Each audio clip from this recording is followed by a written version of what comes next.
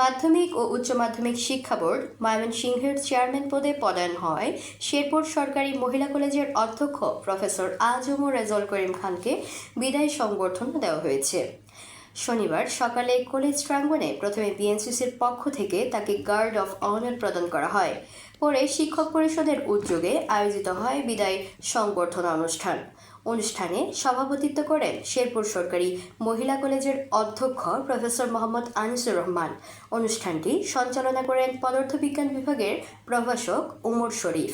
এ সময় মাধ্যমিক ও উচ্চ মাধ্যমিক শিক্ষা বোর্ড ময়মনসিংহের সচিব প্রফেসর মোহাম্মদ এনামুল হক সহ বোর্ডের কর্মকর্তারা এবং কলেজের উপাধ্যক্ষ প্রফেসর মোহাম্মদ আব্দুল বাসেত, অর্থনীতি বিভাগের সহযোগী অধ্যাপক মোহাম্মদ মাসুদুজ্জামান সহ শিক্ষকরা উপস্থিত ছিলেন। অনুষ্ঠানে অতিথি হিসেবে উপস্থিত ছিলেন শেরপুর সরকারি কলেজের অধ্যক্ষ প্রফেসর মোহাম্মদ আব্দুর রউফ, সাবেক অধ্যক্ষ প্রফেসর মোহাম্মদ আব্দুর রশিদ এবং উপাধ্যক্ষ প্রফেসর মোহাম্মদ আকরাম হোসাইন। বক্তারা বিদায়ী অধ্যক্ষ প্রফেসর আ.জ.ম রেজাউল করিম খানের কর্মজীবনের বিভিন্ন দিক তুলে ধরে তার অবদানের কথা স্মরণ করেন। একই সঙ্গে ময়মনসিংহ শিক্ষা বোর্ডের চেয়ারম্যান হিসেবে নতুন দায়িত্বে তার সফলতা কামনা করেন। পরে শিক্ষক পরিষদের পক্ষ থেকে তাকে ফুলেল শুভেচ্ছা ও সম্মাননা জানানো হয়। সাবিকুন নাহার, ইতিমনি, শেরপুর।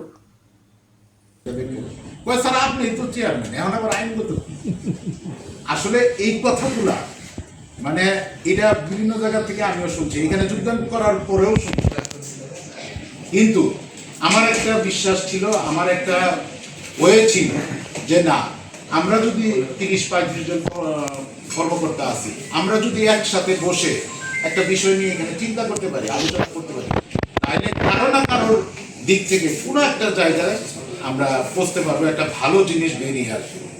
এবং আমরা কিন্তু শেরপুর সরকারি মহিলা কলেজে আমি চেষ্টা করেছি সবাইকে নিয়ে একটা খুশগপ্পর চলে হলেও এখানে বসে আছে। আমি হয়তো ওখান থেকে ক্যামেরায় দেখে চলে আসছি, আয়সা বলছি যে এখানে এটা করা দরকার, আপনারা কি বলেন, এক একজন এক এক মতামত দিচ্ছে।